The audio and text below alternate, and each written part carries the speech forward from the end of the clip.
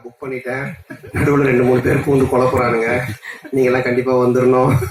அதை எங்க முன்னாடி கன்ஃபார்ம் பண்றாரு. 20 நாள் முன்னாடி நான் புக் பண்ணிட்டேன் தெரியுங்களா?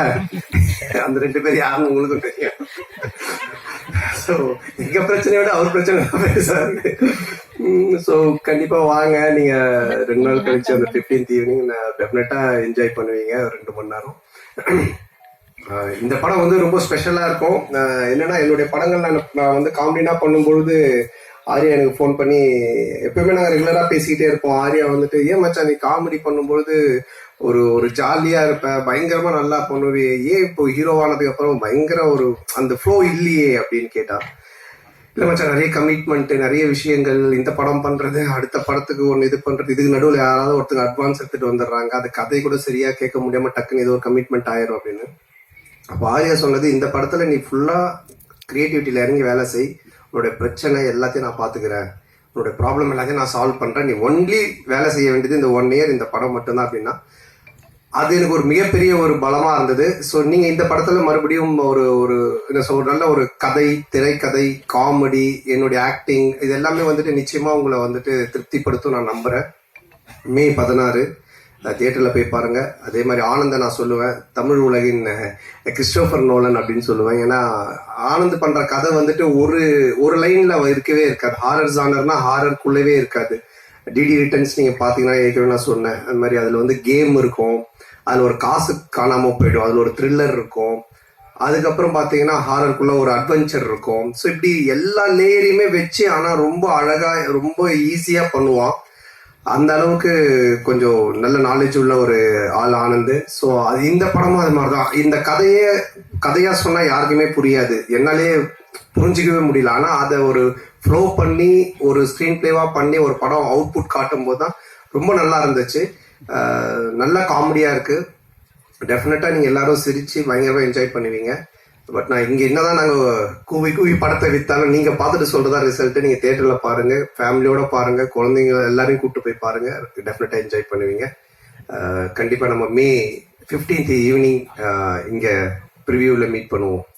சொந்த ஊர் திருநெல்வேலி, அதனாலதான் பயில்வான் ரங்கநாதன் நடிக்க வச்சிருக்கான் படத்துல, அவங்க ஊருக்காரங்க அப்படின்னு சொல்லிட்டு. ஸோ அது மாதிரி அவங்க ராயபுரம். ஸோ இதுக்கு முன்னாடி நான் பண்ண கானா படம் பாத்தீங்கன்னா ஜான்சன், அவன் வந்துட்டு வியாசார்பாடி. ஸோ இவங்க எல்லாருமே இன்புட்ஸ் கொடுக்கறதா, என்னோட இன்புட்ஸும் கிடையாது. ஸோ அவங்க என்ன சொல்றாங்களோ அதை நம்ம கேட்டு பண்றது தானே. பாரிஸ் அதுதான். ஆமா, அந்த டைரக்டர் வந்துட்டு வியாசார்பாடி. ஸோ இவர் ராயபுரம். இன்னும் நான் வந்துட்டு இது மின்ட்டு தாண்டவே இல்லை. எப்போதுமே எல்லாரும் நிறைய வசூல் வரணும், திருப்பதியிலவே நம்ம சாமி கும்பிடணும் அப்படிம்பாங்க. இந்த படத்துல நீங்க திருப்பதி கோவிந்தா கிண்டல் பண்ணிருக்கீங்கன்னு சேலத்துல நிறைய வக்கீல்கள் புகார் போட்டுருக்காங்க. அந்த கோவிந்தா கோவிந்தா பாட்டு உண்மையிலே கடவுளை கிண்டல் பண்ணிக்கிறதா, அவங்களுக்கு என்ன பதில்? அதான் இல்ல, அது கிண்டல் கிடையாது. அதாவது நிறைய பேர் நிறைய விஷயங்கள் சொல்லுவாங்க, ஓகேங்களா? இப்ப பாக்குறவங்க எல்லாரும் அவங்களோட சஜஷன் சொல்லுவாங்க, இது சரியில்லை, அது மாத்தணும், இது பண்ணணும்ட்டு. பட் அது எல்லாத்தையும் நம்ம எடுத்துக்க முடியாது, அப்படி வாழவும் முடியாது. கோர்ட் என்ன சொல்லுது, அப்புறம் சென்சார் சர்டிபிகேட், அவங்க சில ரூல்ஸ் அண்ட் ரெகுலேஷன்ஸ் வச்சிருக்காங்க. அவங்க சொல்றது மட்டும் தான் தமிழ் சினிமால பண்ண முடியும். ஒரு கோர்ட் சொல்றதா நம்ம செய்ய முடியும். போறவங்க சொல்றதெல்லாம் நம்ம கேட்டு எதுவும் செய்ய முடியாது. ஆமா, சென்சார்ல அவங்க பார்த்துட்டு என்ன கரெக்ஷனா சொல்லிருக்காங்க, அதையும் நாங்க பண்ணியிருக்கோம். ஸோ அதனால கரெக்டான ஒரு விஷயம்னா அது ஒண்ணு சட்டம், கோர்ட், இல்லைன்னா சினிமாக்கு சென்சார். இதை தவிர போறவங்க வரவங்க எல்லாம் சொல்றாங்க, நம்ம என்ன பண்ண முடியாது, அது அவங்களுடைய கருத்து. ஆமா, அதுல நீங்க இப்ப பாத்தீங்க அந்த பாட்டுல வந்துட்டு அந்த பாட்டு வரும், நடுவுல இவரோட கேரக்டரை பத்தி வரும். ஆனா இதுக்கு அந்த பாட்டுக்கும் சம்பந்தம் இருக்காது. இப்ப நம்ம பெருமாளை பத்தியோ இல்ல கோவிந்தாவை பத்தியோ நம்ம கிண்டலா பண்ணி தான் சொல்லலாம். அது எனக்கு நான் திருப்பதிக்கு போய் இந்த ரிலீஸ் பண்ணியோட நாங்க போறோம். நாங்க வருஷம் எல்லா படத்துக்குமே நானும் ஆனந்தம் கீழே இருந்து மேல நடந்தே போவோம். இப்ப இந்த தடவையும் போறோம். நான் பெருமாளுடைய பக்தர், எனக்கு பெருமாள் ரிலீஸ் பண்ணி நான் போய் வேண்டிப்பேன். அவருடைய பாட்டு ஃபர்ஸ்ட் வரணும்ன்றது என்னுடைய ஒரு ஆசையா இருந்துச்சு. அதை தான் நம்ம வச்சிருக்கோமே தவிர. ரெண்டாவது உங்களுக்கு தெரியும், நான் கடவுள் நம்பிக்கை உடையவன். இன்னைக்கு டிஷர்ட் கரு போட்டுக்கிறவங்க கேக்குறீங்களா?